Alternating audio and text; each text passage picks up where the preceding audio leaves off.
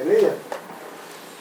Solo decir que lo que comenzó con un tema local, ¿cierto? Que fue especialmente relacionado con el cántico, se ha ido desarrollando en algo mucho más amplio. Y hemos llegado realmente a considerar que el tema es la adoración cristiana. ¿Qué es lo que es la adoración cristiana?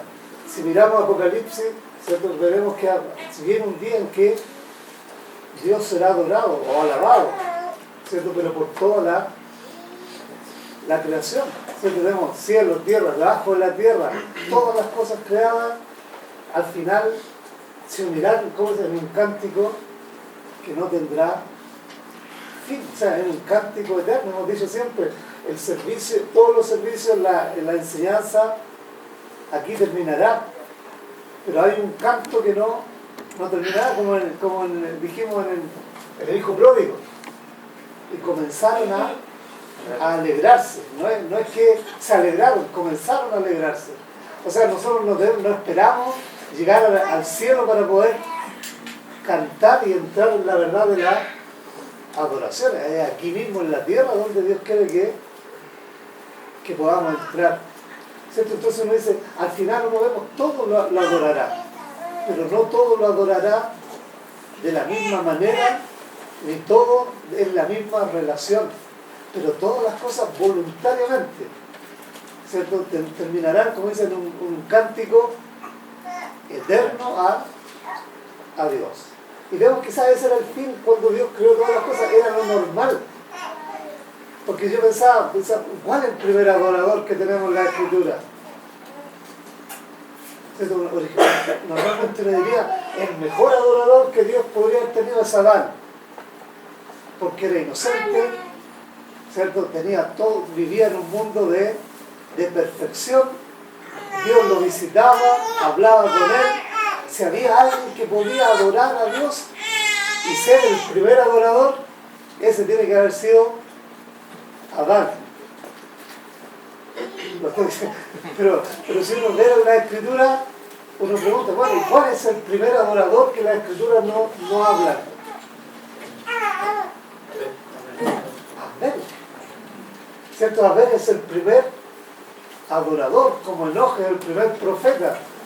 Pero Abel es el primer adorador, ¿cierto? Él se acerca a Dios para adorar. Él no va en busca de perdón de pecados. Él se acerca como un adorador. Pero ¿y por qué quiere adorar?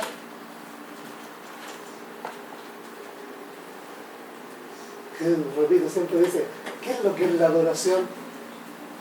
Es la respuesta espontánea del corazón a Dios por lo que Él es y por lo que Él ha hecho por nosotros.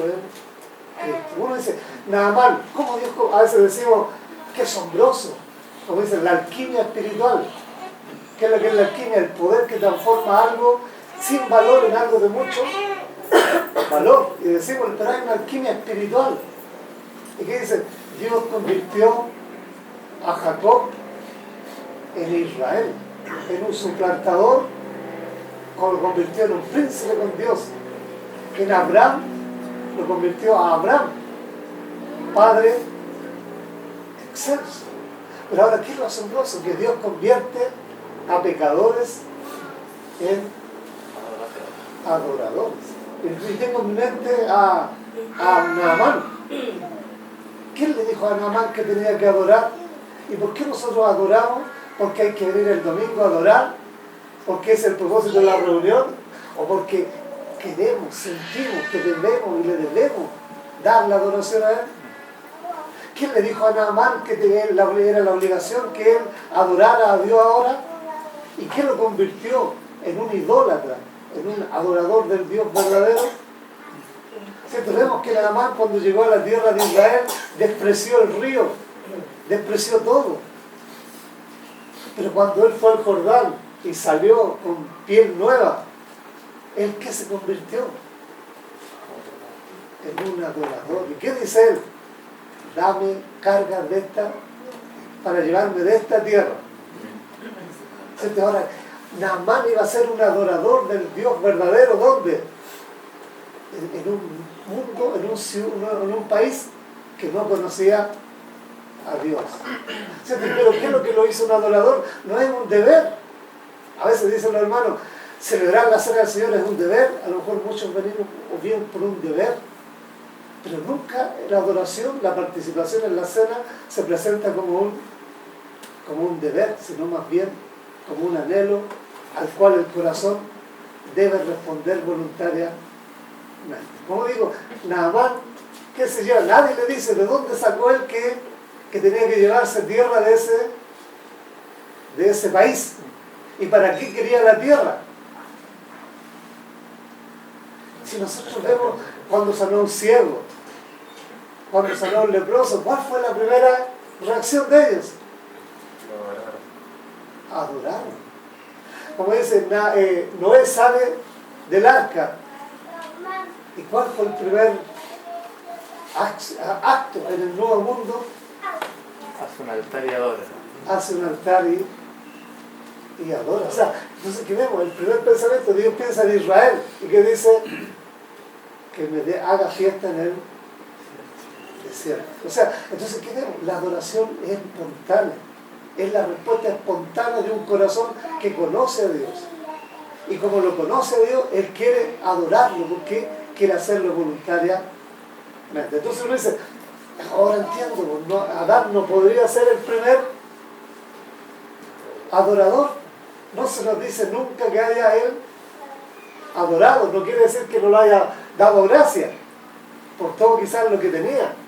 Pero la Escritura nunca lo presenta como un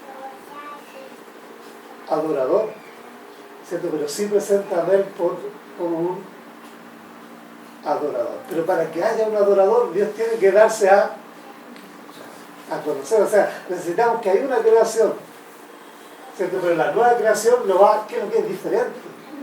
Es algo que hace nuevo y que responde voluntariamente al corazón de Dios. Si nosotros miramos a ver qué es lo que lo constituye en un adorador, ¿cierto? Él se acercó por la fe. ¿Y qué es lo que lleva en sus manos? Y eso es sorprendente. La grasa del sacrificio. En una de nuestras versiones dice le llevó a lo engordado.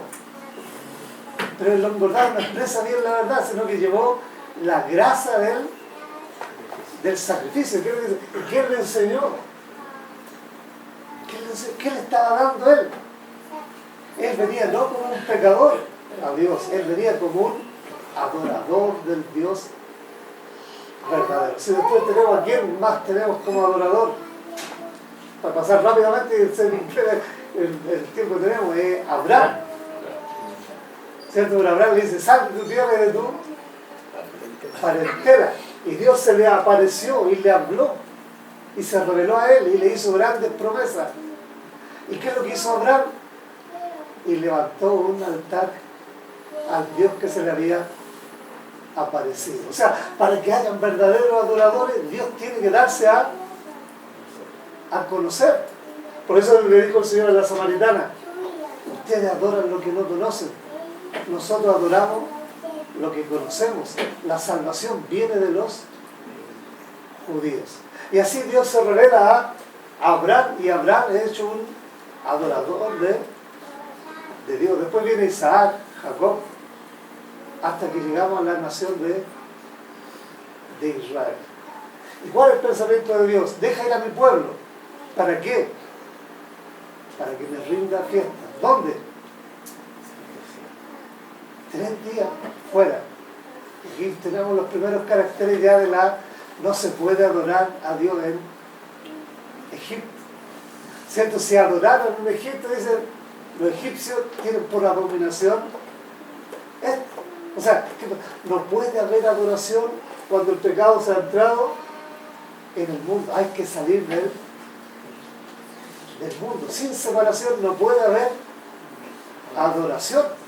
Cuando Israel llega a la tierra, ¿qué dice Dios? Nuevamente la institución. Dice, pero el extranjero no comerá. Y Dios, ¿qué es lo que hizo esta nación? La separó, la cercó, le puso un vallado, la separó ¿de dónde? como la había llamado fuera de Egipto, ahora en la tierra la separaba de todas las naciones que estaban alrededor. Y les decía que extranjero no podía comer de ella. Nuevamente, es el mismo principio. Hay que salir del mundo para adorar a Dios. No se puede adorar a Dios estando en el mundo. Entonces, Dios instituye un servicio de adoración, ¿cierto? Y decíamos también, ¿con quién pensaríamos que Dios? Decimos que el primer cántico, ¿dónde lo tenemos? Éxodo, capítulo 15, ¿cierto? Normalmente no es un cántico espontáneo de nuevo, ¿cierto? Es un cántico y se le llama el cántico de la redención, ¿cierto? Normalmente es algo espontáneo. No es que ellos tuvieron que escribirlo, fue el espontáneo. ¿Y por qué? ¿De dónde brotó ese cántico? Ellos vieron el poder de Jehová, vieron cómo echó al caballo, al jinete, los carros, cómo destruyó a Faraón y cómo ellos pasaron a través del mar seco, ¿cierto? Y ellos alaban, ven todo esto, ven el poder, la gracia de Dios. ¿Y cuál es la respuesta? Adoración a Dios. Pero hemos dicho que ese cántico se acalló rápidamente, y el cántico fue seguido por las murmuraciones de todos. Después rara vez vemos al pueblo, si es que lo vemos cantar, no lo vemos cantar. Pero, ¿qué pasa? Y ahí quiero ir al punto que hemos estado la otra semana. ¿Dónde llegamos? Con David, ¿cierto? David es el verdadero hombre por el cual Dios nos ha dado el orden y el verdadero cántico, la verdadera adoración. El mismo se nos dice, Abraham era amigo de Dios, Elías era profeta de Dios, pero David, ¿quién era? El dulce cantor de Israel, ¿cierto? El hombre y ese fue el hombre escogido por Dios, ¿para qué? Para establecer en medio de Israel un culto para Dios, ¿cierto? Pero ahora tengo que decir, ¿cuándo David lo levanta y dónde lo levanta? No sé si, yo creo que tengo dos versículos pensados, uno en Crónicas y uno en el Nuevo Testamento que es bien conocido, pero el Crónicas no sé si es 15, Primera de Crónicas 15 o 6. Primera de Crónicas 15. ¿Cuándo se estableció? Sí. Claro, cuando David dice, establece, no sé si es 5 15. versos 31, 5. 5:31 y después aparece en el 15 de nuevo. Pero ¿cuándo se estableció? 5:31. No. Pues tiene 31.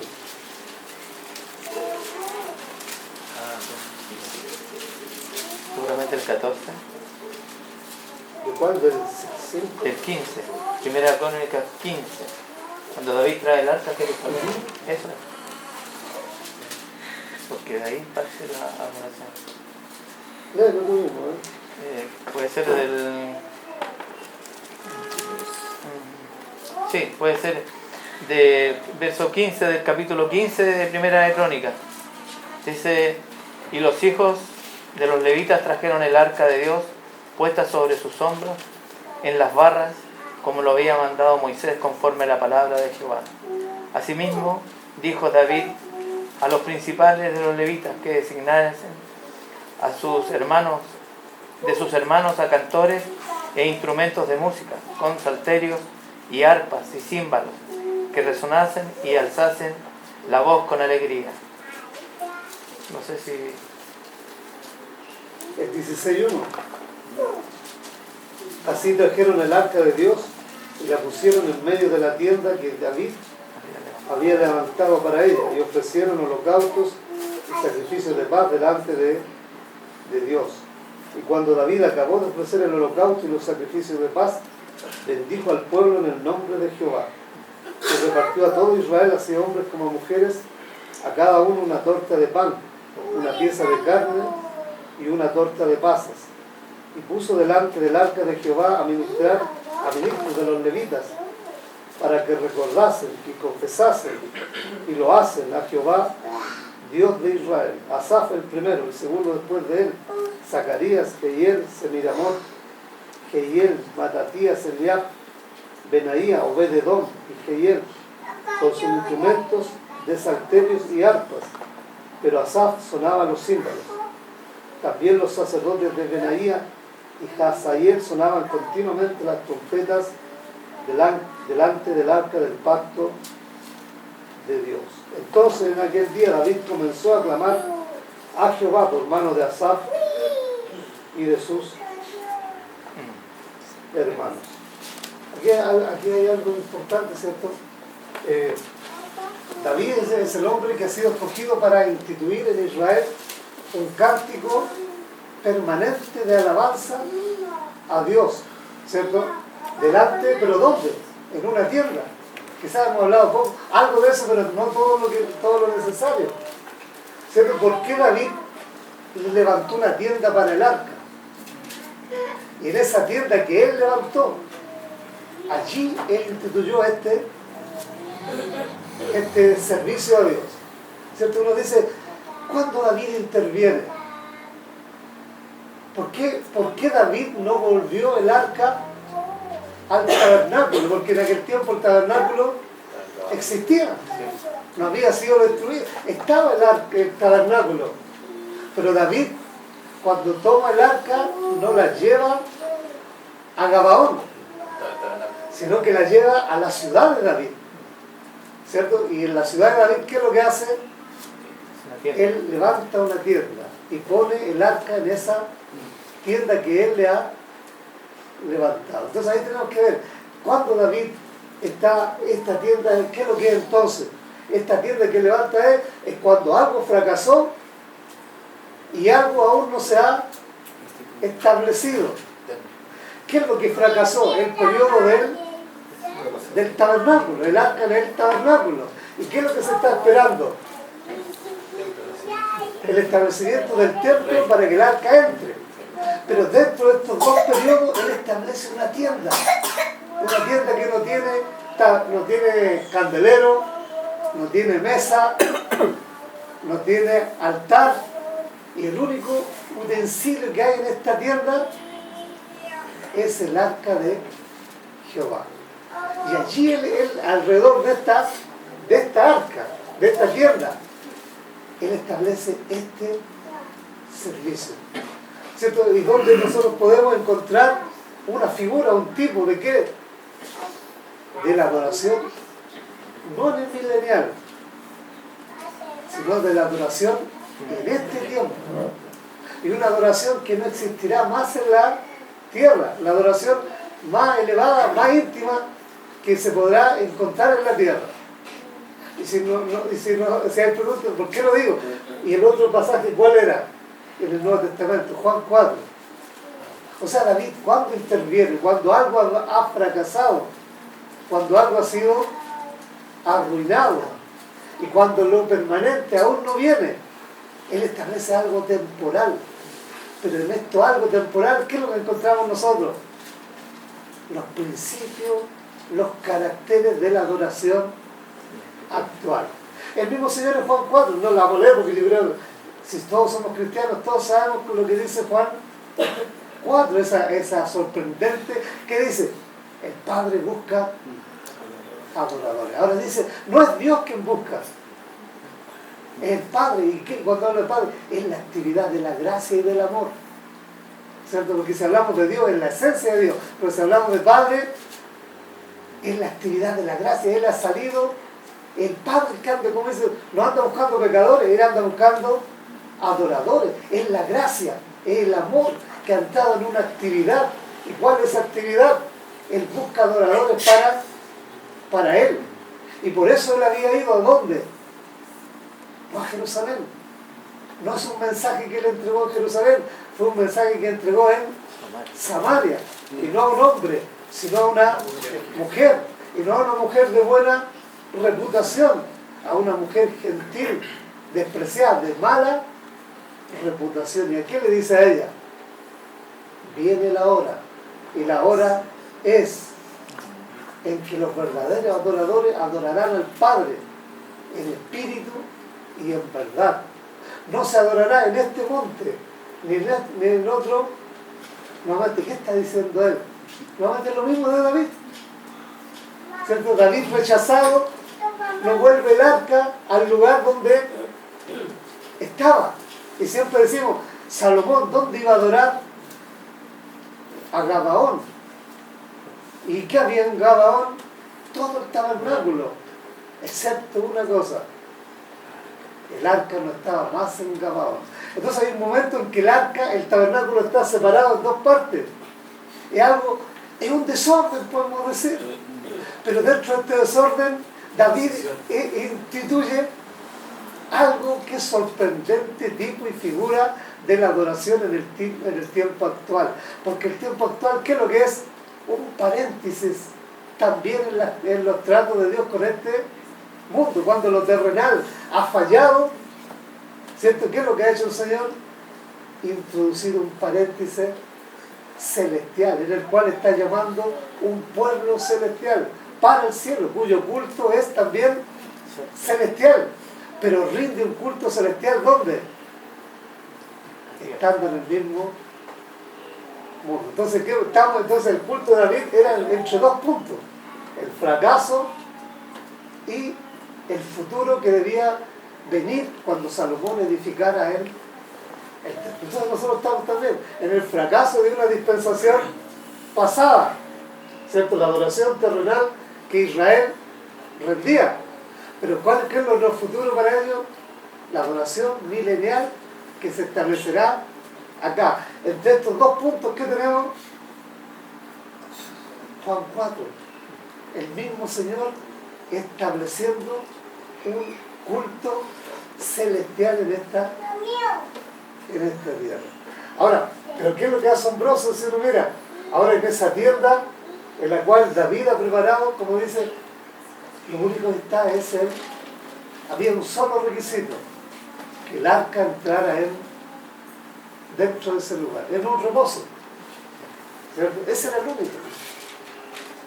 Y ahora uno dice, Cristo es el verdadero David y la verdadera arca, y él ha entrado en el reposo. Bueno, él está en su reposo, él entró en el mismo cielo, pero no ha instaurado todavía el culto eternal, ¿cierto? Celestial, que abarcará todo el universo, sino que instaura aquí en la tierra un culto celestial. Ahora, ¿por qué lo digo? Porque no hay nada. Y ahora uno dice, nuestro culto, si vemos hoy día, cuando los hermanos también fueron en el siglo XIX despertados por Dios, ellos no solamente vieron la verdad dispensacional, la iglesia, la venida del Señor, la presencia del Espíritu en el creyente, la presencia del Espíritu en él, en la asamblea, un montón de verdades. Ellos sobre todo, ¿qué es lo que les llamó la atención? ¿Cierto? El culto. ¿Cierto? El culto fue una especial, por eso dice, ¿cuál es la fiesta característica, la reunión característica del cristianismo? La reunión de oración. Israel también oraba, ¿cierto? Entonces, ¿cuál es la reunión característica del cristianismo? El culto. Pero ahora uno dice, pero en Israel la fiesta se pervirtió o se rebajó. ¿Y qué vino a ser? Solo una forma. Pero la iglesia también vino a ser lo mismo, o sea, una cosa exterior, ¿cierto? Que había a la cual el Señor, ¿qué es lo que quería? Que había que abandonar, y la realidad debía venir. Por eso entonces, ¿qué es lo que restaura Dios en ese periodo también? El verdadero culto. Ahora, ¿de dónde quiero ir? Que nosotros hasta aquí nos hemos alegrado en la verdad de la iglesia, la verdad de la presencia del Espíritu Santo, pero nunca quizás habíamos visto el culto como lo estamos viendo ahora. ¿Y qué nos damos cuenta? Que poco hemos entrado en lo que es el culto, y que también inconscientemente la reunión de adoración ha venido a ser una forma más que algo espontáneo del corazón. Un hermano, F.W. Grant, decía que no dice en ninguna parte que hay reunión de adoración. Dice que la iglesia se reunía para las oraciones, la doctrina de los apóstoles, para partir la reunión no era para adorar, era para partir el pan. Pero no había lugar más especial para adorar que cuando se parte el pan. Pero la adoración, ¿qué es lo que tiene que ser? Espontánea.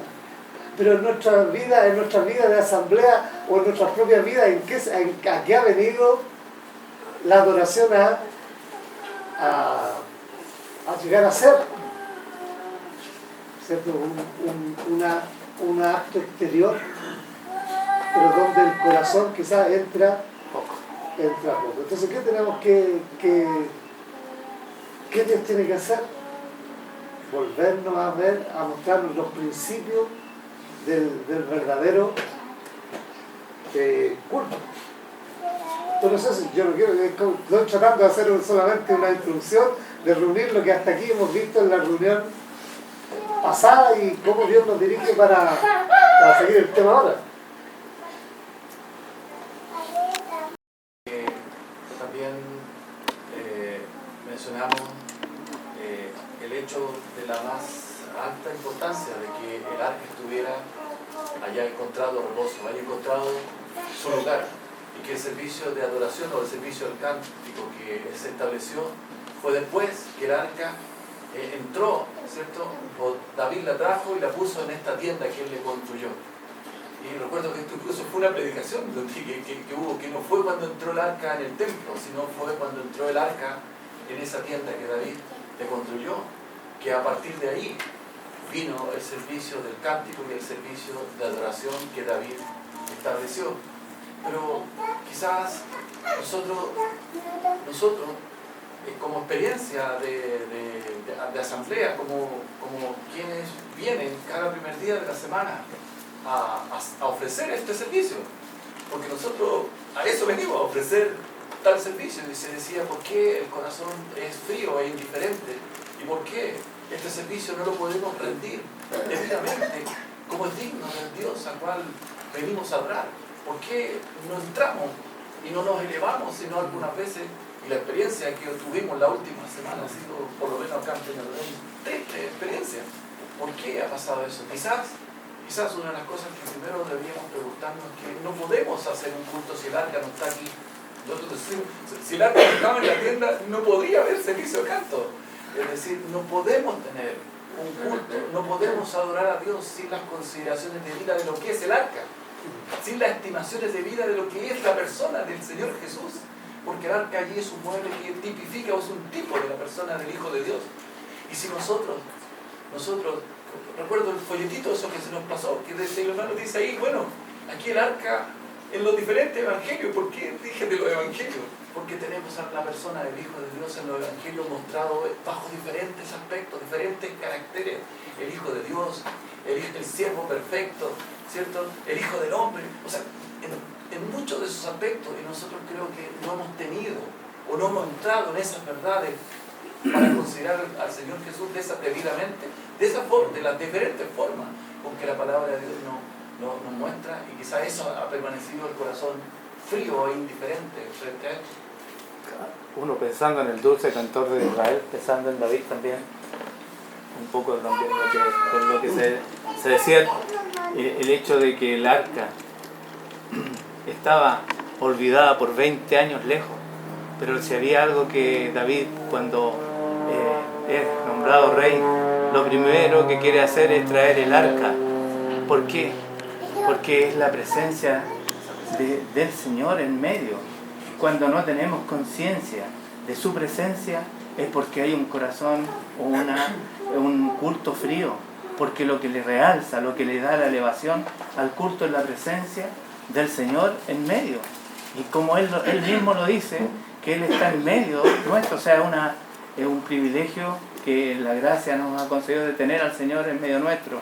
Como dice el Salmo 22, dice, en medio de la congregación te alabaré.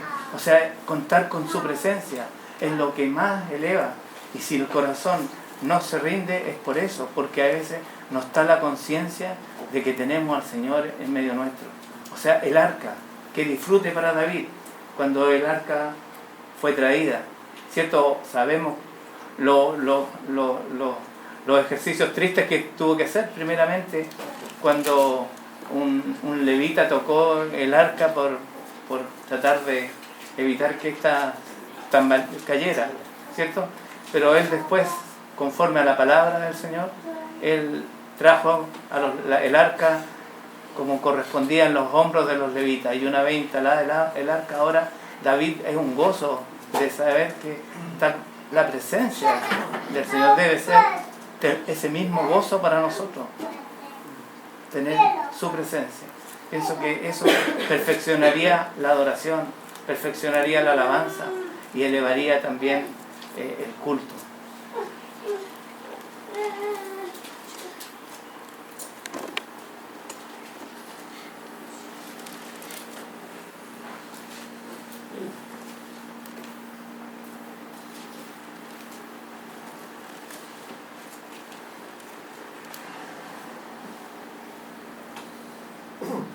Yo creo que los pensamientos igual debemos mantener en lo que, como dicen, los parámetros acá son que en un día de ruina levanta un culto, ¿cierto?, temporal, porque es algo temporal, nunca después lo vamos a ver, porque después viene Salomón, y Salomón hace el templo, el arca llevada, y todo establecido, y todo se acabó, pero esto solamente es por un tiempo.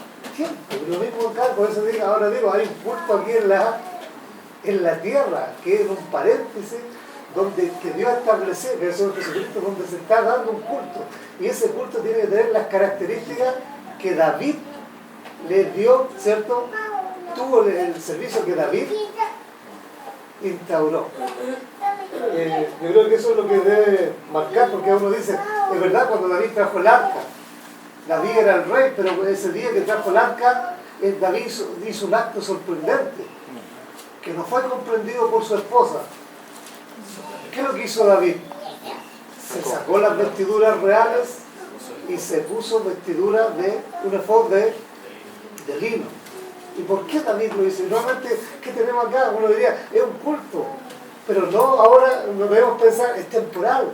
Todavía no es él el rey, ¿cierto? Él es uno más de los sacerdotes en este periodo. Por lo tanto, nuevamente tenemos características, como yo lo quiero destacar, es que en esto que tenemos acá tenemos que ver una figura de lo que debe ser el culto, y ahí es donde a lo mejor los hermanos difieren de eso. Pero un hermano dice, nos dio Moisés una forma de culto para Dios, estableció él algo parecido a lo de David. Dicen, no, David estableció un servicio sacrificial. ¿Qué quiere decir? O sea, Moisés estableció diversos sacrificios y todo ello, pero él nos puso cantores, levitas, con diferentes instrumentos, y cómo cada uno debe estar acá. Eso es de David. Pero David no anuló lo que hizo Moisés, pero agregó algo nuevo. Pero esto era algo distinto, era del rey de gracia, por decir, en este tiempo de fracaso, él establecía algo que era mucho más elevado de lo que había caído y aún de lo que venía en el futuro. ¿Y por qué lo digo? Tengo que repetirlo de nuevo. David no era sacerdote, ¿cierto? Si en el servicio levítico o en el del futuro, David no podía entrar en el templo ni en el tabernáculo para estar delante del arca para adorar. Pero durante este periodo en que el arca está en la tienda de él, que él le levantó, ¿dónde adora David?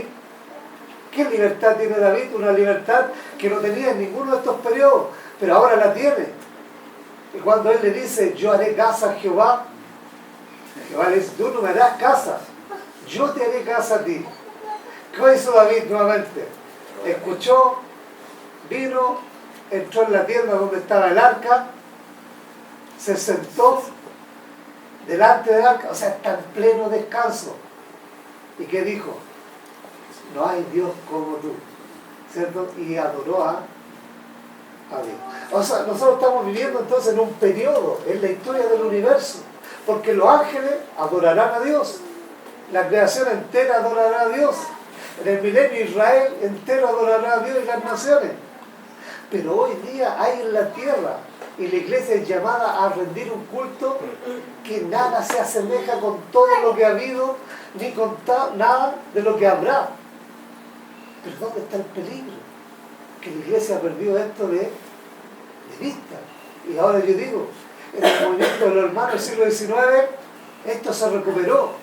Pero los hermanos del día de hoy, nosotros, hemos olvidado casi completamente lo que ellos vivieron. Si nosotros analizamos nuestros cultos, ¿cierto? O los pensamientos que tenemos, están lejos de ser lo que los hermanos realmente pensaron y practicaron. Por lo tanto, ¿qué tenemos que volver nosotros? A las mismas verdades que Dios, ¿cierto? Lo hizo entrar a ellos. Por eso digo, hoy día hay un periodo transitorio en la tierra, donde el Rey de Gracia ha establecido un culto en el cual hay una intimidad y una cercanía con Dios que no ha habido ni habrá. Pero este culto está desprovisto de todo hermosura exterior, de todo ordenamiento humano, está despojado de todo. O sea, la carne no ve nada agradable en ello. No hay nada que pueda atraer la atención, el interés. Supongamos, viniéramos todos a adorar el domingo en el culto. El alma que no ha nacido de nuevo no tiene ningún interés, no puede cantar. Y si canta, a lo mejor es porque le gusta cantar y porque le gusta la música y la melodía. Pero en su corazón no habría ningún culto para Dios. ¿Cierto? No sé si me explico. ¿Cierto? O sea, entrar primero en los privilegios y lo que es el culto. Y cómo este culto se ha degradado. Y cómo ha sido perdido de vista. Pero ¿qué es lo que hace David? ¿Cierto? El rey rechazado levanta algo. En gracia, en medio de la ruina, levanta e instituye un culto. Ahora si nosotros vemos Esdras y Nehemías, cuando Esdras vuelven, ¿qué es lo que primero que hicieron ellos? Hicieron lo mismo que Naamán, hicieron lo mismo que Noé. Que lo que el primer pensamiento, un altar. O sea, ¿cuál era el primer pensamiento de ellos? Adorar a Dios. Pero ¿cómo adoraron ellos?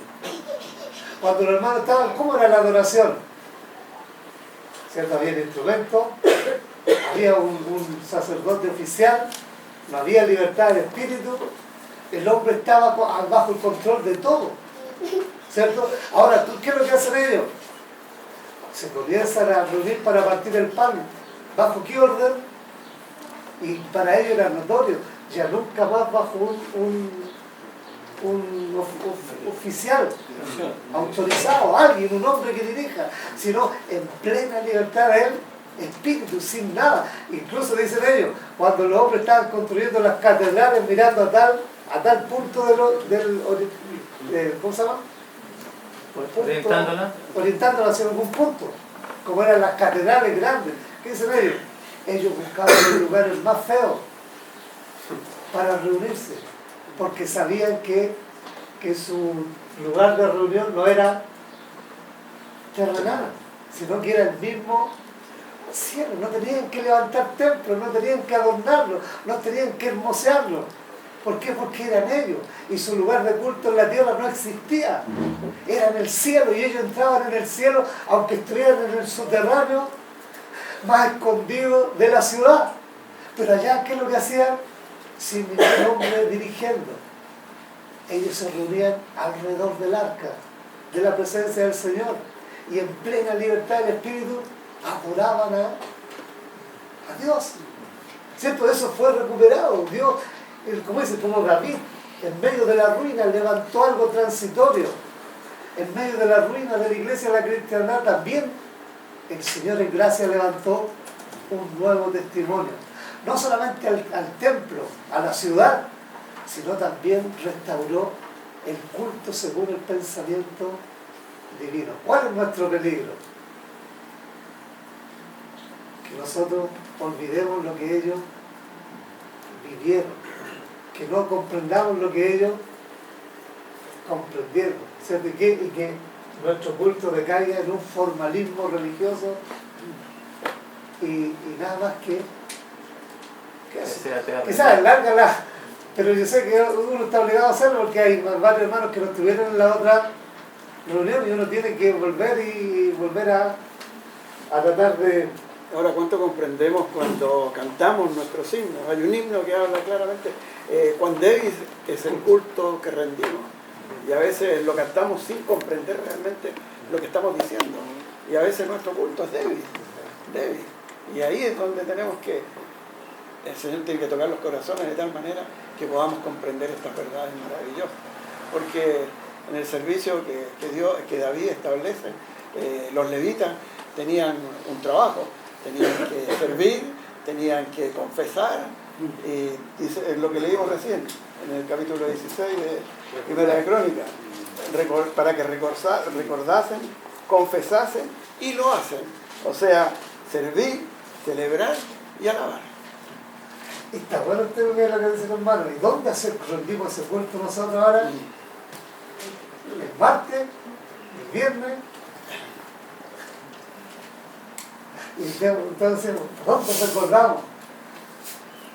¿Dónde alabamos? Entonces el hermano mismo dice, lo sacrificial con lo de David, el culto de lo que estableció Moisés con lo que estableció David, se juntan ahora para nosotros las dos cosas, ¿dónde? En la cena del Señor. Y no hay lugar más adecuado para adorar, porque allí, como decía el hermano, allí alabamos, pero allí recordamos. ¿Y qué recordamos?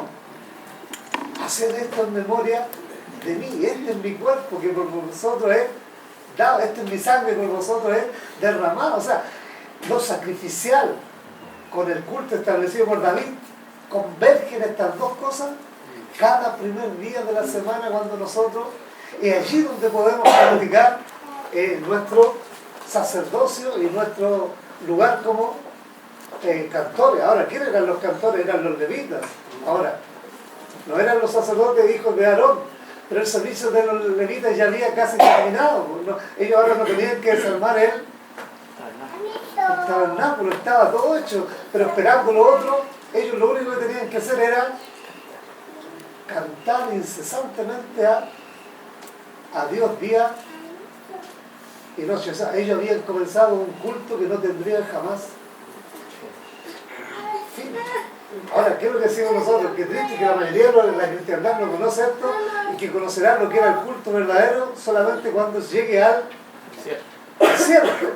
Pero también sería triste que a nosotros nos pase lo mismo, ¿cierto? Pero Dios quiere que en el cántico comience aquí, en medio aún de la ruina, aún cuando todavía las cosas no se ven, pero por la fe ya la vislumbramos, sabemos que todo le va a adorar a Dios. Pero por ahora, ¿qué dice? Oh Padre en la asamblea, te espera adoración de hijos que conocen tu amante antes que venga. Hoy día el único lugar donde Dios puede ser adorado verdaderamente es en la asamblea, pero el enemigo ha hecho su obra perfecta, ha confundido y sacado de la mente de los creyentes lo que es la verdadera adoración. Quizás podemos pasar al 25 para entrar quizás más en detalle.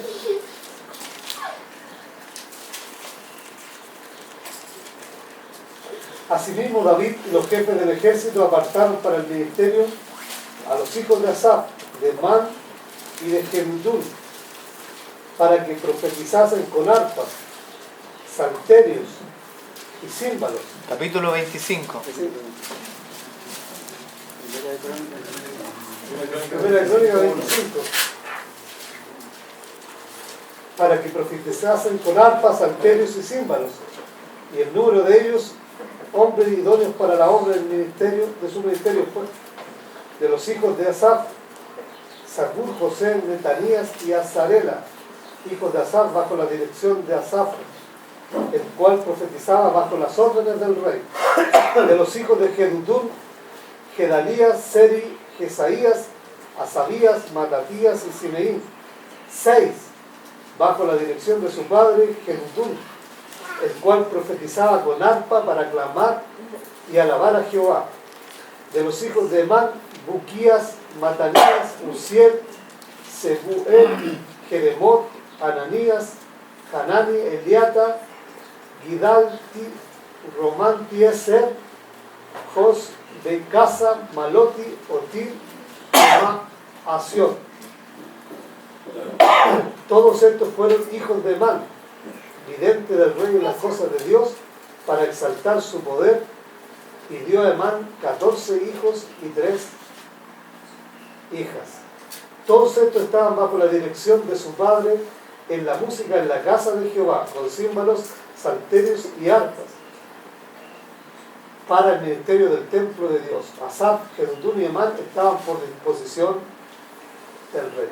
No voy a leer para después, pero si leemos el 12, de versículo 12 para adelante, sale el número 12, 12, 12, 12, 12, 12, 12, ¿cierto? Y son 24 grupos de 12, y nos dice, los hombres, cantores, especialistas, expertos son 288, y 288 son 12 por 24, ¿cierto? Y este número 12 y 24, ¿dónde lo encontramos? ¿Y qué nos habla? El gran tema que hace poco, uno dice, con el Rolando recordábamos el tema. ¿Cuál era el gran tema que hace 2 años Dios nos ha venido hablando? El número 12, la administración. Pero acá tenemos también que hay una administración en la casa de Dios, 12-24. El número 12 lo encontramos en la Jerusalén celestial, en los fundamentos, en el muro, en los frutos. Y el 24 lo encontramos en Apocalipsis capítulo 5. ¿Cierto? ¿Cuánto eran? 24, y son dos veces 12, 24. Perfecta administración, todo es orden. Como Dios dirige todas las cosas. Pero divide a todos los cantores en 3 familias. Y de la primera familia tiene 4 hijos. La segunda 6, tenemos 10. Y de la última tenemos 14. O sea, tenemos 24 grupos de a 12. Pero ¿por qué Dios no repartió 8 por 3, 24? Si son 3 familias, ¿por qué Dios no dijo 8 de Emán, 8 de Jedutún y 8 de Asaf? ¿Por qué Dios dijo 4 de Asaf, 6 del otro y 14 del otro? ¿Y esto cuál es la tarea que tienen que hacer? Cantar. Y aquí, ¿qué es lo que está haciendo David? Estableciendo el orden, el culto, el servicio, ¿cierto? Antes de que venga el templo de Salomón, ¿cierto? Y antes que nos dé los porteros, nos da los cantores. ¿Por qué nos dan los cantores primero? Antes que nos dé a los porteros y otros servicios.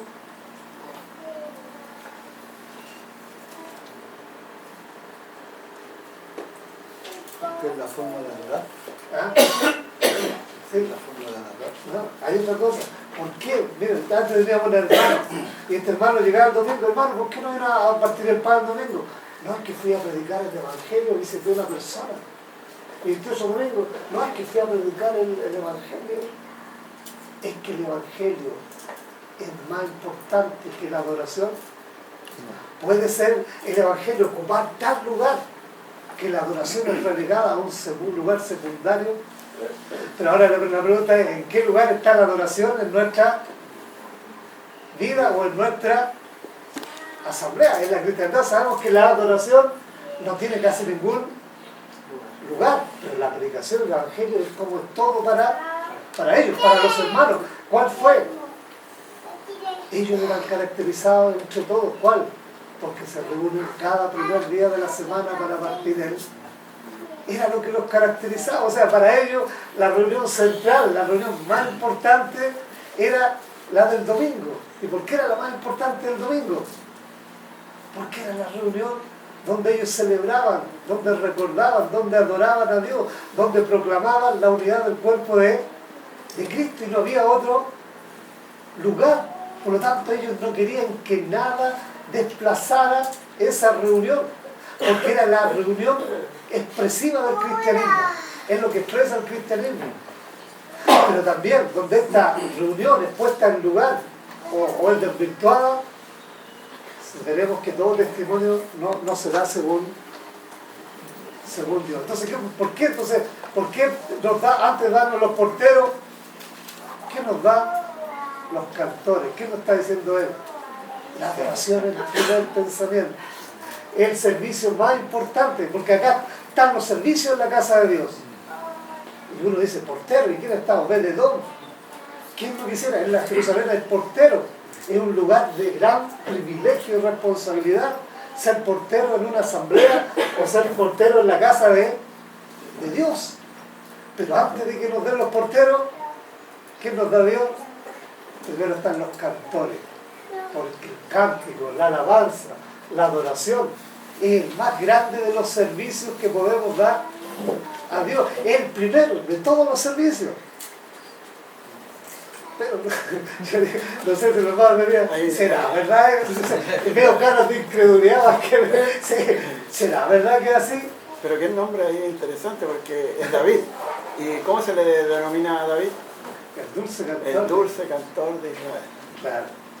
Entonces, aquí tenemos el ordenamiento. David ordenó todo este servicio, no hay nada dejado para el hombre. Los cantores. Él dijo 6, 4 y 10 y 14. ¿Qué aprendemos de aquí? Que nadie puede elegir su lugar en el culto. Entonces algunos hermanos, no, yo todas las semanas yo pido el himno para partir los símbolos.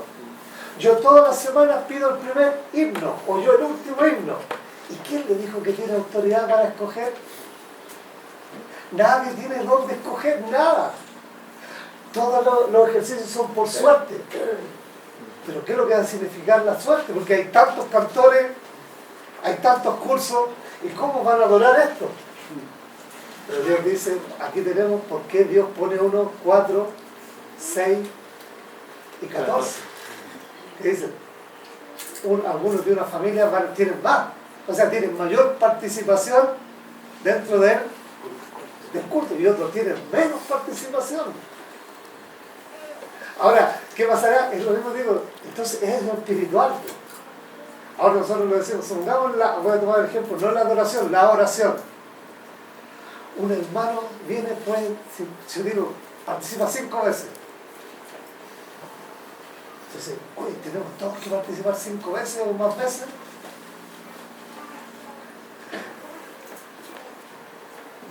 ¿Cierto? Entonces, ¿qué lo vive uno? Si el hermano tiene en su corazón y Dios lo mueve y está en comunión con Dios, que ore 5 o 7 veces si quiere. Pero yo puedo orar una sola. Porque mi corazón no está en las necesidades de la asamblea, no es limitado. Mi corazón ha estado en otras cosas. Por lo tanto, a lo mejor mi corazón me da que yo ore una sola vez. Pero no podría, ¿qué le haría yo si quiero invitar al hermano que se levanta, ora 5 veces? Es la ruina de la reunión de oración. Ahora traslademos eso a la reunión de culto. O sea, ¿qué teníamos? Los que tenían 14 tienen mayor participación numérica dentro del culto que estableció David. ¿Qué estableció Dios? Soberanía. Y en su soberanía y sabiduría ha establecido que unos hermanos van a participar más en el culto que otros. Yo veo las caras y parece que digo, encuentro más cuestionamiento que... Yo voy a decir, amén, hermano, como decía Juanito, amén o no amén. Pero acá, claro, entonces, ¿por qué tenemos que ver? Que este es un culto, ¿cierto? Este es un servicio de adoración que él está estableciendo. Y lo está estableciendo David. Y él estableció, parecería injusto, que de la esta 4, que el segundo 6 y que del último 14. ¿Por qué esta diferencia? Pero es David. Y no David se, por el se Espíritu. nombran a sí mismo. Claro. No se nombran a sí mismo. Claro, y él está dirigido por el Espíritu Santo. Él está dirigiendo que así debe darse. Pero los que son menores, los 4 son del primer nombrado. Y él, ¿con qué profetiza? Con arpas. Entonces alguien ha dicho, bueno, ¿qué será? ¿Más fácil tocar el arpa o tocar la guitarra o el decacordio? Porque David también hizo instrumento, hizo el decacordio, ¿cierto? El címbalo, el salterio, eran instrumentos que David hizo, preparó para el culto que él estableció. Ahora en el culto cristiano no hay ningún instrumento, ¿cierto? Aunque la cristiandad haya llenado. Sí, o los corazones, ahora alabando a Dios en vuestros corazones, cantando con gracia, pero en vuestros corazones, porque uno puede cantar muy mal exteriormente, pero el corazón está cantando. En cambio otro puede cantar a tono, puede cantar todas las notas perfectas, pero el corazón está fuera de tono completamente. ¿Cierto? Acá entonces, ¿qué es lo que es? Es armonía, pero armonía en el corazón, más que armonía exterior. Entonces acá tenemos diferencias. ¿Qué dice? En este servicio el cántico, los cantores son los primeros mencionados porque es lo más importante para el pensamiento, no solo de David, sino el pensamiento de Dios. De los tres nombrados primero, de las tres familias de cantores, primero Asaf era Asaf, y Asaf solamente tiene 4 hijos, o sea, tiene 4 por 12, ¿cuántos son 4 por 12? 48. O sea, tiene 48 hijos que están en este servicio, pero los hijos de él profetizan con arpas. Y aquí digo, el arpa es la expresión de la mayor y más elevada adoración. Porque si tenemos en Apocalipsis, ¿qué tienen ellos en sus manos? Arpas. ¿Qué tocaba David? El arpa. O sea, el arpa es el instrumento quizás más difícil y más elevado, el que expresa más lo más elevado es la adoración.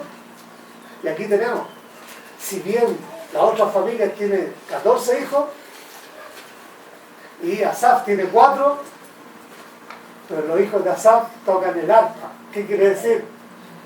Que son hermanos que pueden elevarse mucho más que otros en los pensamientos y en la adoración a Dios. Y ellos son los primeros mencionados. Nosotros decimos a veces, decimos, uy, si nos falta este hermano, nos falta el 30%, 40% del culto, nos faltó porque este hermano es que saca, los pensamientos. O sea, uno diría, este debe ser de la familia de Asaf. Son menos, y estos hermanos son menos. ¿Pero por qué son menos? Porque tocar el arpa es mucho más difícil. Es la adoración en su punto más elevado, y los hermanos en la asamblea no pueden ser muy numerosos en la asamblea, los que pueden elevarse de esa manera. Entonces ahora decíamos, profetizar con arpa. ¿Por qué dice profetizar con arpa? ¿A quién se le profetiza? 1 Corintios. Anhelad, hermano, ardientemente, por sobre todos los dones, profetizar. ¿A quién le profetiza uno y para qué profetiza?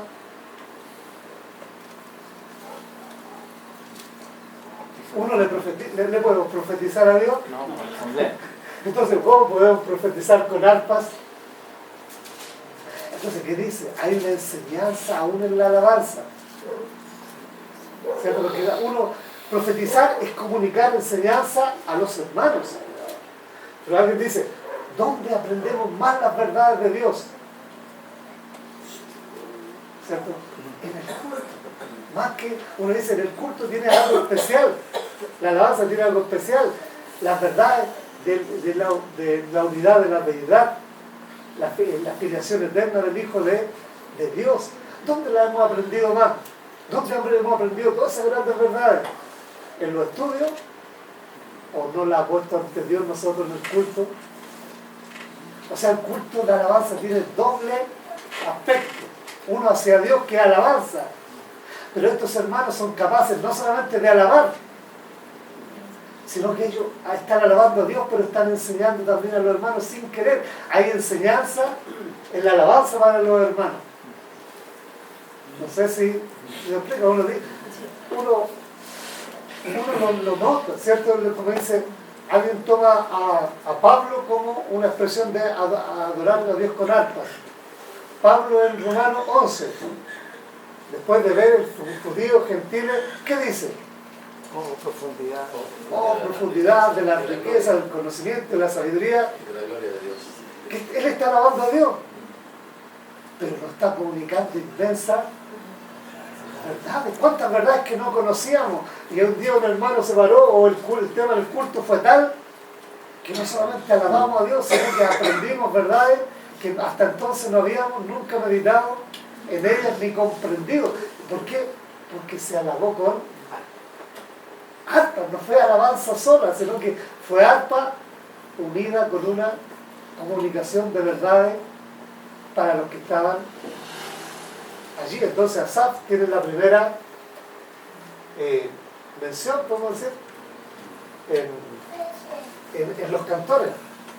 Bueno, llegamos al culto a adorar, traemos, pero qué gozo al corazón cuando salimos del culto y hemos recibido también. El corazón tiene que estar dispuesto también y recibimos, salimos gozosos del culto. A lo mejor confirmando eso, porque en el capítulo 16 de Primera de Crónicas, cuando estábamos leyendo, después dice que después dice, el verso 2 dice: y cuando David acabó de ofrecer holocausto y sacrificio de paz, bendijo al pueblo en el nombre de Jehová y repartió a todo Israel, así a hombres como mujeres, a cada uno una torta de pan, una pieza de carne y una torta de pasa. O sea, Dios no nos deja irnos sin nada. Hay una porción para Él, pero también está la porción para nosotros, y especialmente ahora cuando uno ve que la adoración, los que profetizaban con arpa, está la parte de Dios, pero también está el alimento para nosotros. Lo principal es que venimos a adorar, a entregar. Claro, eso. Y salimos también gozosos, porque el Señor nos da también nuestra porción, lo que hemos leído recién. Claro. Alimenta el alma. Ahora, pero no era el único instrumento que estas familias que tocan el arpa, pero viene otra familia, otros hijos que no tocan el arpa, pero que alaban a Dios igual, pues lo tocan trompetas. Y tocar trompetas, ¿qué es lo que sería? ¿O a qué podría responder? ¿Cierto? Porque hay otro instrumento, como decimos, está el decacordio, porque tiene 10 cuerdas. No sabemos cuántas cuerdas tiene el arpa, como decías, no tiene, como decías tú, para tocar los tonos con los dedos, como la guitarra le pongo los dedos acá y hago las notas. Tiene arpegio, por eso. O sea, muy difícil tocar él. O sea, debe ser una mano hábil, un hombre muy hábil para poder tocar estos instrumentos. Entonces, dentro de este culto están los que tocan arpa, pero no todos tocan arpa, unos 4, un número pequeño comparado con los demás, toca el arpa, pero si otros no tocan el arpa, ¿qué tocan? Trompeta, otro instrumento. O sea, no es tan elevado, no dan el tono tan elevado como el que toca el arpa, pero toca la trompeta y es otra nota que se necesita también. Entonces, ¿a qué podría corresponder tocar la trompeta? Pienso que está el cántico y el tocar el arpa, pero pienso también la trompeta nos habla siempre de la palabra, el sonido de la palabra, y a veces puede ser el hecho de leer algunas porciones de la escritura en medio del culto, la lectura bíblica. Puede ser. Yo creo que más va por los tonos de la, ¿cómo se llama? De la adoración, ¿cierto? Es que es lo más alto. Ahora, ¿Y lo más alto qué podría ser? La gloria del Hijo, del Padre. claro. Claro. La persona de Dios La mismo. persona de Dios mismo, los misterios de su persona y todo eso. Otras cosas pueden ser más bajas, damos gracias por lo que Él ganó para nosotros. Claro. Yo creo que por ahí va. La alegría, porque la trompeta habla de alegría, es fuerte. Y de repente se nos olvida que la trompeta es ocupada muchas veces en la guerra. Claro. O sea, el sonido de trompeta en la guerra es muy importante. Entonces cuando vemos que los que profetizan con trompeta nos podrían venir a hablar de las cosas que Él ganó para nosotros, las victorias del Señor, que en un aspecto quizás no son tan elevadas como lo que es su persona misma, viene también a ser algo elevado y profundo porque son la victoria por sobre el pecado, por sobre Satanás, por sobre la maldad. Son victorias ganadas ahí en la cruz. Entonces, la trompeta o el profetizar con trompeta podría venir a ser también todas estas victorias del Señor, y no solamente victorias, sino que quizás otros aspectos de la vida del Señor, como un hombre perfecto, santo, que no nos hablan tanto de su deidad o de su esencia misma, sino que ahora Él también como un hombre perfecto andando en la voluntad del Padre, que son... ¿cómo le podemos decir de repente para no rebajar una y otra gloria? Todas son preciosas y grandiosas. Pero en un aspecto, como Richard decía, el que toca arpa quizás está absorto con las personas mismas de Dios. Y puede ir quizás a Dios no solamente cuando Él se nos revela ahora a través de la palabra, sino que también piensa en sus cualidades antes del tiempo. Y ve también a las tres personas de la deidad en la eternidad pasada. Y cuando vemos al Verbo divino y vemos al Hijo eterno y al Padre eterno, son cosas que realmente nos hacen pensar más en el arpa. Pero ahora, cuando tenemos las trompetas presentes, podríamos hablar más de esa victoria grande que el Señor ha tenido en la cruz y que viene a ser precioso también. ¿Y qué pasa? Que muchas veces en nuestros pensamientos podríamos menospreciar y solamente querer arpas. Pero Dios es tan perfecto que nos dice, pero la primera familia que profetizaba con arpas eran pocos. Porque debemos decir, no todos entramos al mismo nivel en el culto. Gracias a Dios, y debemos pedirle a Dios que hayan hermanos que se ocupen a tiempo completo del Señor y nosotros ser beneficiados de eso. Pero quizás nosotros, los que vamos quedando atrás, teníamos también el poder profetizar con trompeta. Y creo que los terceros cantaban y tocaban otros instrumentos. Entonces también hay que entrar en que no es solamente los grandes hombres de Dios o espirituales hombres de Dios entrando en adoración, sino que todos somos adoradores, pero cada uno en nuestra medida. Y hay que entender la medida que Dios nos ha dado en su soberanía. Pero también tenemos una responsabilidad. Hay soberanía y responsabilidad. Y la responsabilidad de nosotros es querer aprender más y más del Señor. Y eso va a hacer que nuestro culto vaya siendo perfeccionado y entrando en verdades más elevadas y empezando a crecer y a madurar en las verdades de Dios mismo. Tengo una pregunta. No sé si encaja en el culto, y si es así, ¿qué significarían ahora? Cuando les dice a los de Corintios, cuando os reunís tenéis salvo, doctrina, revelación, y también tenéis necrointerpretación. ¿Qué significa eso? Es que ahí tenemos una reunión de edificación, no de adoración. Es una reunión de edificación, donde están las diferentes expresiones. Pero si nosotros llevamos esto, tendríamos que llevarlo al culto. Sí. O sea, a la mesa, a Corintios 11. Y allí donde está el Entonces cuando vemos instrumentos, arpa, trompeta, tiene que haber una perfecta armonía. El director siempre va a tener un oído que se va a dar cuenta inmediatamente cuando hay una disonancia, y el culto tiene que llevar armonía y debemos ser dirigidos. Y este es un culto colectivo, porque cada uno, porque dicen, no es, son diferentes, ellos componen un mismo culto, por lo tanto, yo no rindo un culto individual, es un culto colectivo, por lo tanto, cada uno debe estar pendiente de lo que dijo otro. O si no quiero que se convierte, lo que ha dicho, cada uno se come su propia comida. Pero este es un culto que vamos rindiendo, cada uno va tocando la nota que Dios le dio a tocar. Y aquí está lo otro, porque sería triste de que alguien que pueda tocar la trompeta quiera tomar el arpa. Un hermano dice, desde el momento que no hay comunión con Dios y la gloria de Cristo no está en nuestra mente, el culto se vuelve carnal y agradable para la carne. ¿cierto? Y se convierte en un gusto por la melodía y por el cántico, ¿cierto? Y esto dice, lo dice el hermano, y esto es iniquidad para con Dios. ¿Por qué? Porque falta la comunión con Dios. Y la adoración es espontánea. Cualquiera que puede ser que yo, teniendo una comunión chiquitita con Dios, quiera tocarle el arpa en él, entonces uno lo siente, ¿qué es lo que es? Mente sin corazón.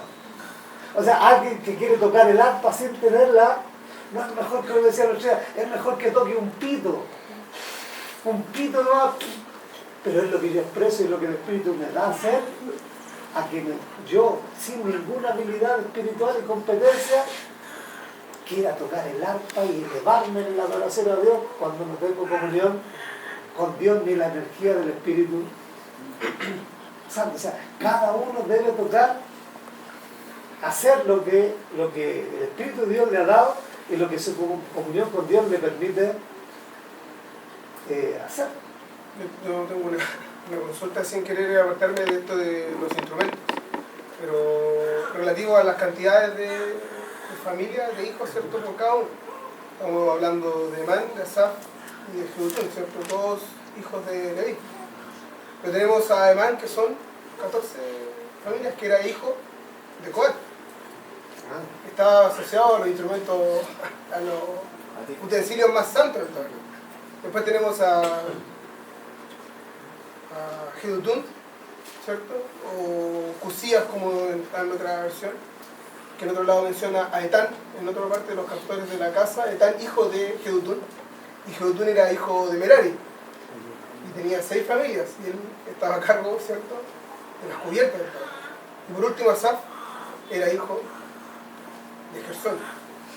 Entonces también vemos en cada uno de estos las relaciones que ellos tienen con las cosas más santas, con los instrumentos, más familias, con los utensilios de la casa, más familias introducidas en el canto. Es algo como directamente proporcional.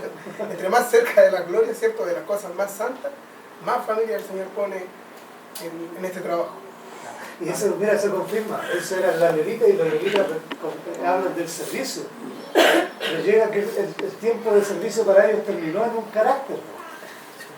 Porque ellos, tú decías, llevaban las cortinas, pero ya no hay más servicio. O sea, el servicio se acabó. Pero los mismos levitas que habían estado ocupados en el servicio, ahora van a hacer otro servicio que nunca más se va a acabar, que es un servicio eterno. ¿Cuál es el servicio eterno? La alabanza, la adoración a Dios. Entonces, para nosotros, nuevamente el servicio es secundario al servicio de la alabanza. O sea, todo servicio se va a acabar, pero la diferente queda. Y cómo la soberanía de Dios lo distribuyó. Y como digo, y este servicio no terminará nunca. O sea, ya nuevamente tenemos un indicio aquí de que estamos en este periodo. Aquí tenemos los principios para el culto, cómo debe rendirse en su carácter en el día de hoy. Tomando lo que decía el hermano Ricardo, que también es interesante el hecho de que haya un cambio, porque resulta que Coat estaba ocupado en el desierto cuando el arca estaba en el tabernáculo, y partimos diciendo que eso había ya un cambio, o sea, eso había quedado atrás, porque el tabernáculo estaba en Gabaón, y aquí el arca extraída sola y introducida en esta tienda que la Biblia dice. Pero Coat allá estaba ocupado de las cosas más santas, ¿cierto? De transportar el arca, los vasos de oro y todas las cosas más santas. Acá tiene más, es cierto, pero resulta que el caso de Asaf, decíamos que tiene una parte pequeña, menor, pero resulta que es la más elevada. O sea, estamos hablando de que hay un cambio, ¿te acuerdas? O sea, él podía, ¿por qué no Coat estaba ocupado de las cosas más santas y de las cosas más elevadas ahora en el servicio de canto? Según lo establece David. No es así. Ahora es Asaf, un descendiente de otro, de un merarita, por decirlo así, ¿cierto? Que está ocupado ahora de los más altas, de la adoración más elevada, por decirlo así. Claro, ahora tengo que volver al servicio por turno y oficio, dice. ¿Cierto? Lo que veíamos. Porque ahora dice alguien, ellos eran 12, 24 grupos, ¿cierto? Ahora alguien dice, algunos para adorar tenían que esperar todo un Un año, porque había 2 grupos de 24 y uno de 12 para el rey. Pero el hermano dice, pero aquí nadie tiene que esperar un año para ejercer su función de cantor para Dios o de adorador. Si yo no adoré el domingo, tengo la oportunidad del otro domingo o del otro. Pero si yo estoy callado domingo tras domingo, tras domingo, tras domingo, y mes tras mes, es señal de que algo no anda bien en el estado espiritual de uno, porque aquí había por curso y ahí están los pero curso, pero ¿cuándo me toca a mí? ¿Cierto? ¿Cómo sé yo cuándo debo actuar y cuándo no debo actuar? Uno, nadie debe actuar porque cree, nadie tiene autoridad para actuar por sí mismo, ni en qué lugar del culto va a actuar. Aquí a veces lo hemos dicho, en otro lado puede pasar lo mismo. El culto dura tanto, pero a veces 4 hermanos agotan los cartuchos en 5 minutos. Y después tenemos enormes espacios que nadie quiere llenar. Hay dos faltas siempre, perdón. Hay dos faltas siempre. El que quiere expresar todo, como dice recién, y no deja para los demás. Pero también cae en falta el que no habla, el que el Señor le ha dado y guarda silencio. Porque el Señor nos dirige y si dejamos de orar en ese momento o de decir lo que el Señor nos ha dado, también caemos en falta. Fallamos. Se nos va a pillar el tiempo y no avanzar nada. Yo solamente quería el 25.1, porque lo que también en el fondo estamos volviendo a lo que vimos la semana pasada, o sea, el mes pasado, pero igual yo creo que es interesante. Así mismo David, los jefes del ejército apartaron para el ministerio a los hijos de Asaf. ¿Se dan cuenta de lo que dice acá? ¿Quiénes apartaron a los hijos, a los cantores y quiénes los distribuyeron y los pusieron en su lugar? ¿Qué hacen los jefes de ejército metidos aquí? Porque dice, los del ejército no tienen nada que meterse en el orden de los cantores. ¿Y por qué están metidos los oficiales del ejército en esta de escoger cuál es familia y lo que tienen? Que por lo general los del ejército eran los más grandes, eran los principales, como los príncipes. Por eso que ellos están eran los principales, los príncipes. Claro, pero tenemos que ver el pensamiento divino. El pensamiento divino. O sea, aquí el guerrero está asociado con el cantor. Y nosotros decimos, ¿y quién fue David? Un guerrero. Y todo el cántico es producto de las batallas que salen. Cuando David escribió la mayor parte de sus salmos, un hermano aquí digo, lo dice otro, la adoración es producto de las batallas en las cuales Dios nos permite entrar, ¿cierto? Y de allí salen todas. Dicen, la reforma fue una gran batalla y salieron muchos himnos, ¿cierto? Porque allí se recuperó una verdad, como digo, decimos, ¿quién no conoce Castillo Fuerte? ¿Quién no conoce Sublime Gracia? ¿Cierto? Fueron las devociones de todas las luchas individuales o colectivas, salieron himnos, o sea, salió adoración. Pero bien lo que dice el hermano, nunca hubo tantas batallas como, nuevamente vuelvo al tiempo de los hermanos. ¿Qué verdad se recuperó allí? La presencia, o sea, faltarían dedos en las manos para enumerar verdades que fueron recuperadas, pero por todas esas verdades recuperadas alguien tuvo que pelear y luchar, ¿cierto? Las verdades que nosotros tenemos es porque otros pelearon y lucharon, pero producto de esas luchas, ¿qué es lo que salió? ¿Qué es lo que es? Himnos que son el efecto de las batallas. O sea, la iglesia ha sido enriquecida, toda la alabanza casi proviene de luchas que algunos han tenido, y que eso les permite, como dice nuestro himnario, no tendríamos nosotros este himnario si hermanos no hubiesen luchado y sido fieles a Dios. Aquí recuerdo lo que creo que leímos en la Reina de Saba, ¿cierto? La Reina de Saba trajo muchas ofrendas a David, a Salomón, Y Salomón, ¿qué es lo que hizo? Tomó toda esta madera, todo lo que le trajeron, y ¿qué es lo que hizo? Peldaños para la casa de Dios y arpas para los cantores. ¿Cómo son las glorias que le llevaron? Es lo mismo que Cristo quiere, que nos elevemos en la adoración a Dios, que haya escalones para que podamos elevarnos. Y a veces uno dice, hoy estamos como 12 años y son todos los cultos, es un circuito, siempre los mismos temas del culto, siempre temas, no hay nunca un cántico, una verdad nueva. Pero las verdades son tantos que debiese haber siempre algo nuevo y siempre elevándose, pero como somos incapaces de hacerlo, ¿qué es lo que hace el Señor? Hace escalones, o ha hecho arpas, para que nosotros la usemos y podamos elevarnos. Normalmente ponemos cuáles son nuestras arpas. Estos los himnos espirituales que Dios ha puesto, que son las devociones de otros, y que nos permiten elevarnos en nuestros pensamientos en el culto. Quizás también aprovechar eso de los hombres de ejército que están con David. ¿Por qué? Los cristianos, el enemigo es tan inteligente que la falsa doctrina o la herejía la ha metido a través del cántico, muchas veces. ¿Por qué? Porque a los cristianos, como bien decía Richard delante, nos podemos dejar llevar por la melodía. Y la melodía puede venir a ser muy gustosa a los sentidos. Y cuando esta gusta, se canta solamente, sin pensar, sin razonar, sin entrar espiritualmente muchas veces en los temas. Entonces, ¿por qué es necesario que estén los hombres de guerra? Para que estos hombres de guerra vean dónde está el error y lo corten de raíz. Porque no puede haber deshonra en los cantos al Señor. No podemos rebajar al Hijo Eterno. No podemos bajar al Padre Eterno. No podemos bajar la humanidad perfecta del Señor. Entonces, cuando los himnos en la cristiandad entraban en estos problemas, Dios se valía de valientes guerreros que decían, esto está mal, esto no puede ser, esto hay que borrarlo, y debemos exaltar a Dios como se debe, y empezar a buscar las glorias del Señor. Entonces, ¿ellos qué hacían?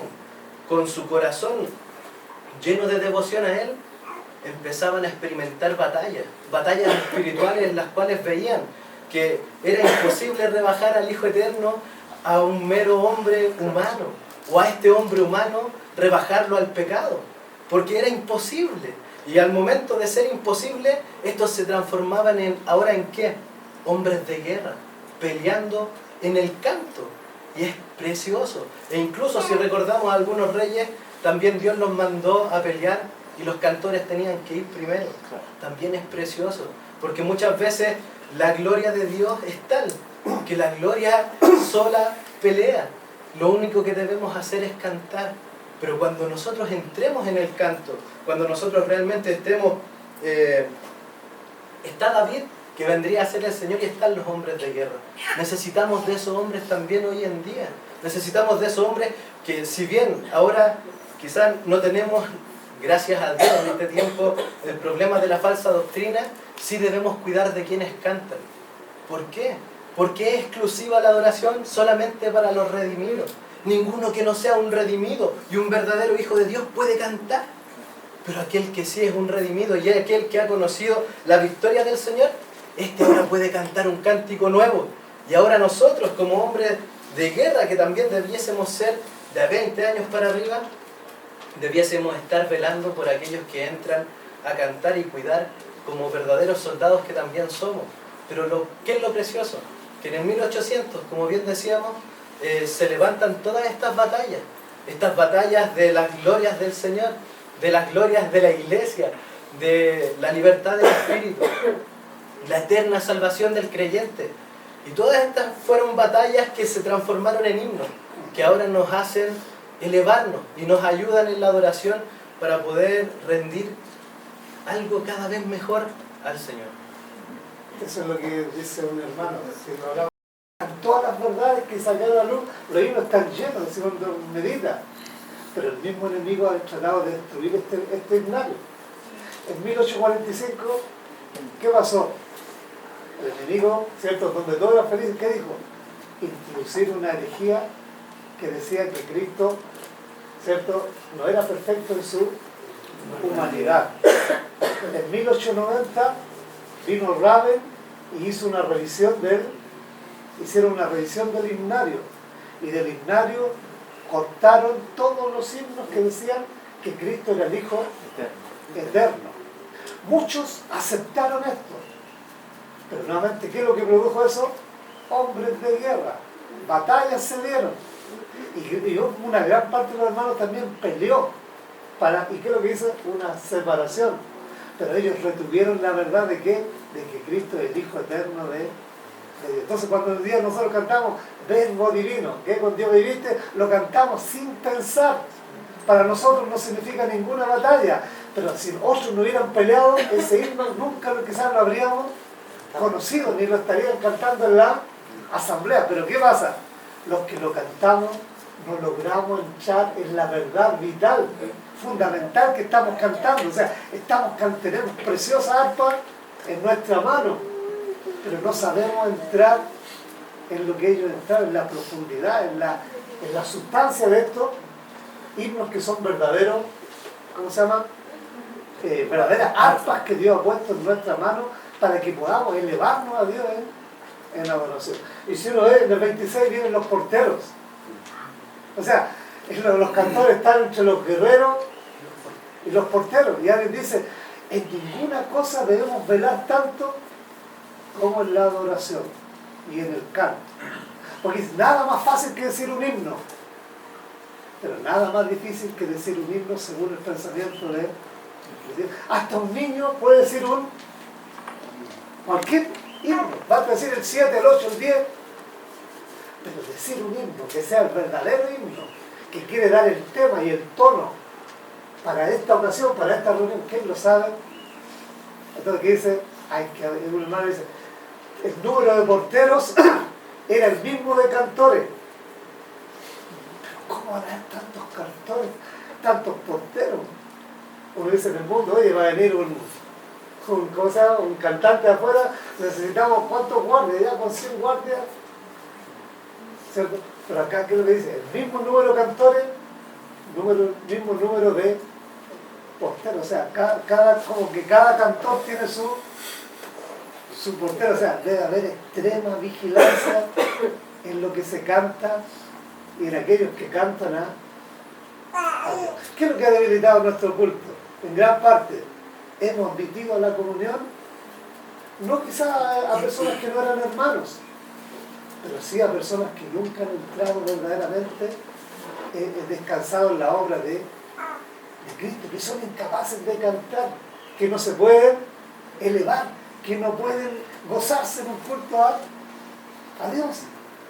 ¿Cierto? Y en eso nosotros hemos cometido un serio error. O sea, aquí dice, no han habido todos los guardias necesarios para ver que sea equilibrado el número de cantores y que el mismo número de guardias. Pero nosotros tenemos muchos cantores, ¿cierto?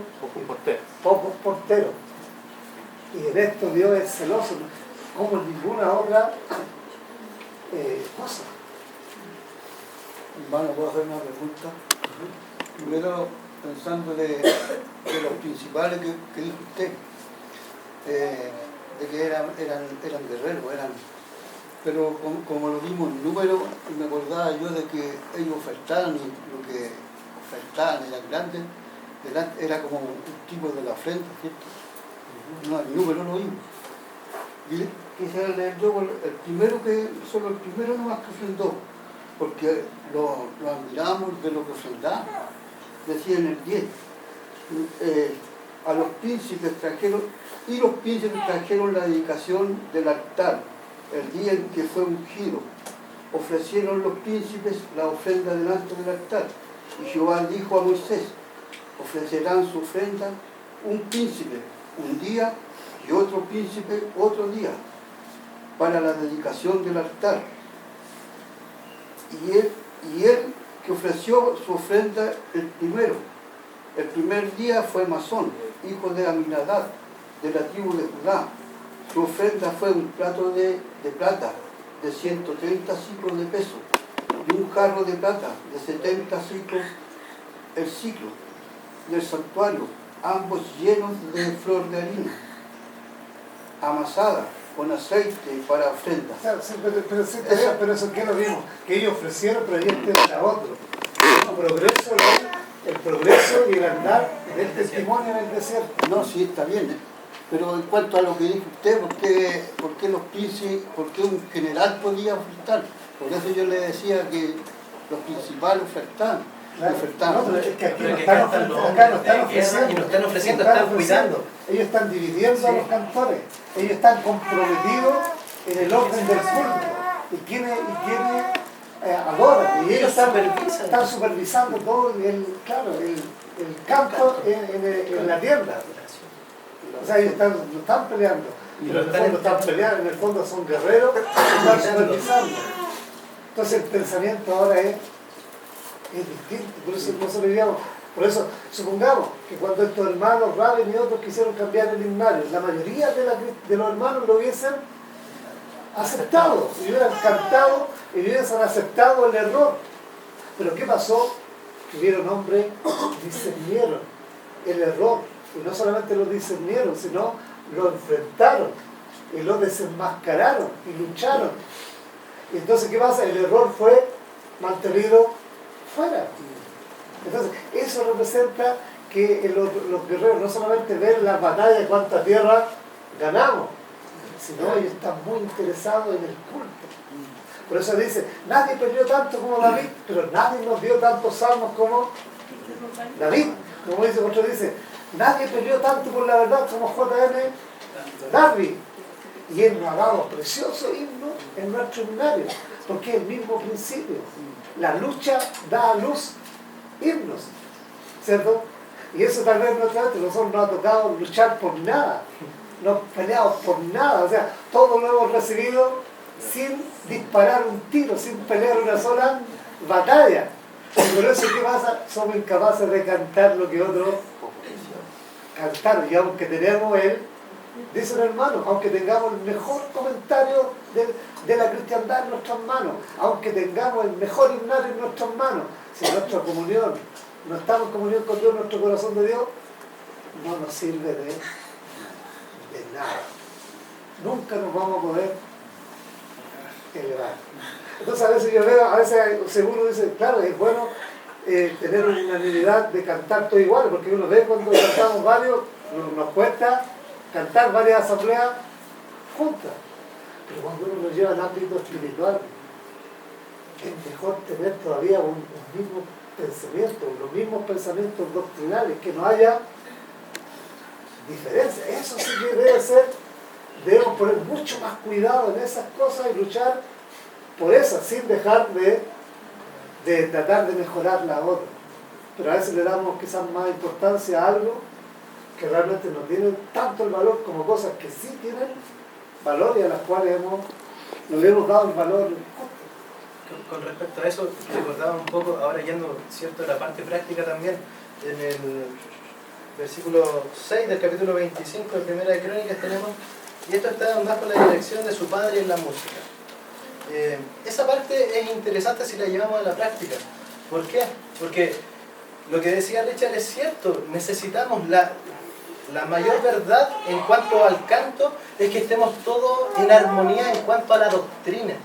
Que la doctrina sea correcta, que la doctrina sea gloriosa, elevada y que honre a Dios.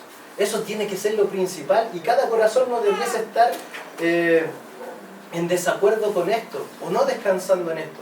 Pero qué precioso también es cuando hay una armonía y todos ellos están bajo la dirección en la música del Padre.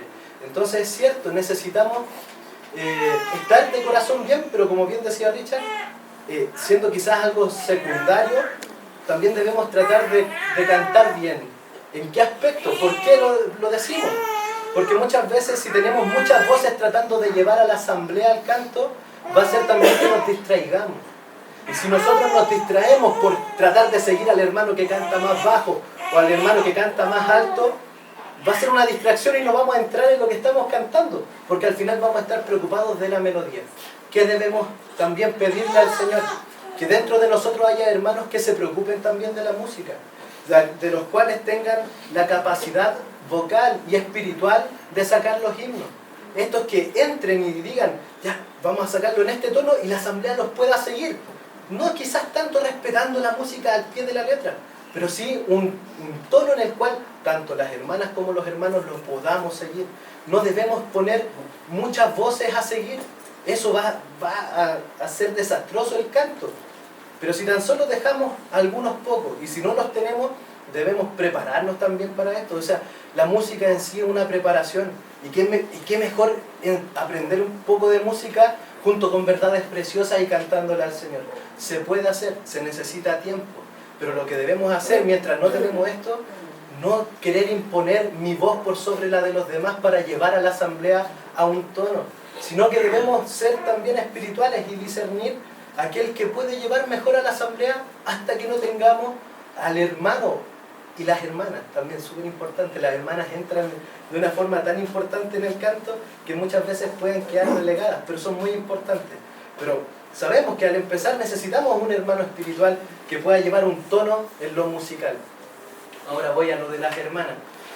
Al principio Richard decía, ¿dónde encontramos cánticos en la Biblia? Es cierto, el primero va a ser cruzando el Mar Rojo. ¿Quién canta? Moisés. ¿Pero quién canta después? María. ¿Y María qué hace? Lleva a las mujeres a cantar. Después tenemos el canto de Débora. Después tenemos el canto de Ana. Son cantos de mujeres. Qué precioso es ver que las mujeres son importantes en la adoración. Cuán precioso es escuchar asambleas cuando se oyen no muchas voces, sino que dos voces. Una voz de hombre, una voz de mujer. Pero las hermanas muchas veces se pierden en el canto, siendo que es una de las partes gloriosas que les tocan. Una parte que si quieren ser mujeres como Ana o como Débora o como María, les corresponde. Es una parte de ustedes. Son mujeres que si han sido redimidas y comprendido las verdades del Evangelio, tienen todo el derecho de cantar fuerte a su Señor y armoniosamente y ayudarnos a los hombres a elevar una adoración mucho mejor y ir perfeccionándola en conjunto. Las hermanas son muy importantes. Otra cosa que también nos puede quedar como en el tintero muchas veces, es cierto que hablamos que lo mejor es presentar verdades elevadas. Eso puede hacer que muchos de nosotros nos dé miedo y no participar. Hermanos, eso tratemos de erradicarlo. Ese no es el pensamiento de Dios, porque si leemos después el versículo 8 del mismo capítulo, nos va a decir, y echaron suertes para servir por turnos, entrando el pequeño con el grande, lo mismo el maestro con el discípulo. Hermanos, aquí tenemos que Dios quiere que todos participen. Somos tan beneficiarios de la muerte del Señor que hemos sido sacerdotes todos, mujeres y hombres, grandes y pequeños, maestros y discípulos. Todos somos sacerdotes, y si somos sacerdotes tenemos el derecho de Dios y la libertad de Dios de entrar en la adoración. No nos debemos callar porque creamos que mi verdad es pequeña. La cuestión es actuar en el Espíritu cuando el Espíritu me muestra lo que tengo. Quizás mi medida es pequeña, pero si yo lo digo en el momento correcto, va a ser tan profundo como aquel que está tocando arpa. Y no va a ser menor a los ojos de Dios ni a los ojos de los hermanos aquel que actúa espiritualmente. Sea grande, sea pequeño, sea maestro, sea discípulo.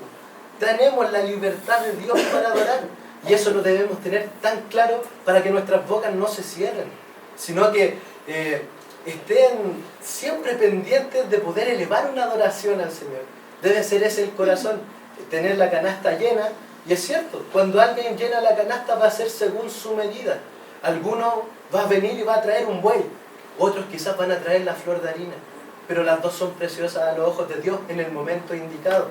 Entonces son cosas prácticas que no las podemos dejar de lado, siendo que están tan claras aquí, y debemos pedirle al Señor entenderla con esa libertad y después llegar un día domingo y estar dispuesto, no en una ansiedad por querer participar, sino que en una tranquilidad y en una disposición para decir, Señor, aquí estoy, cuando sea el momento yo participo. Y si no es mi momento, me gozo y canto con fuerza y entro en el culto y tomo mi parte y le doy la parte a Dios también. Tenemos todo eso de forma práctica para todos nosotros. No lo dejemos de lado, porque al final esta teoría la tenemos que llevar a la práctica todos los domingos. Y ahí es donde vamos a tener al final el beneficio del estudio de este tema. Quizás nos pasamos media hora, la idea era 1 hora y media, pero sabemos que muchos les costaba más de lo normal, porque el tema es nuevo quizás, y vamos a tener que dejarlo hasta ahí por ahora.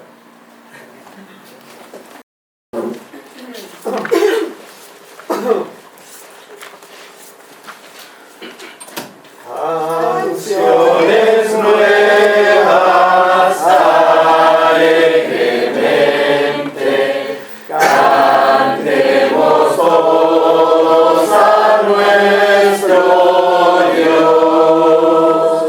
Por él tenemos a Jesucristo, al mundo dado por bendición.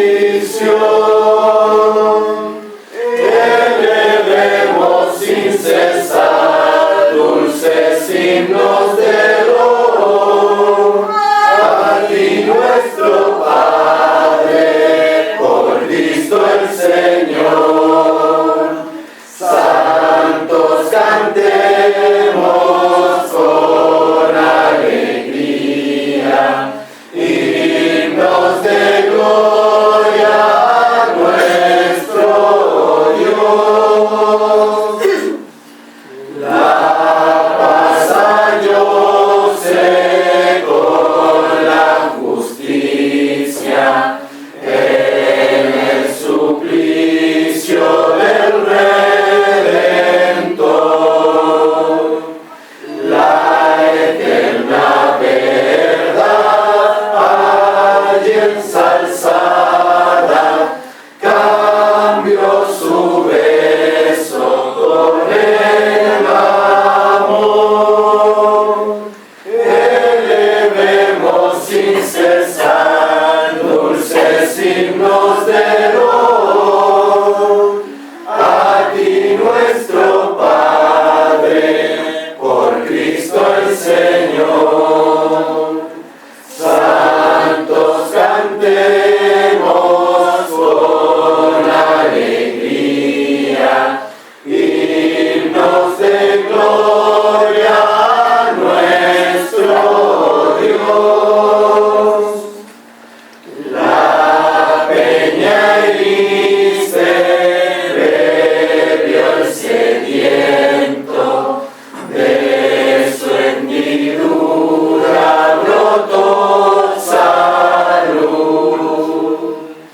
En ella firmes tú nos mostraste, oh Dios, tu rostro en tu plenitud. Elevemos sin cesar dulces himnos de loor a ti nuestro Padre, por Cristo el Señor. Santos cantemos con alegría himnos de gloria a nuestro Dios.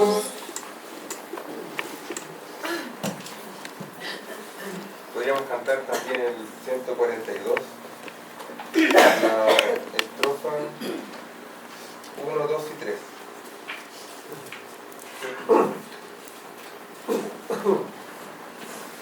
Mi gozo está en tus atrios, oh Padre Dios de luz.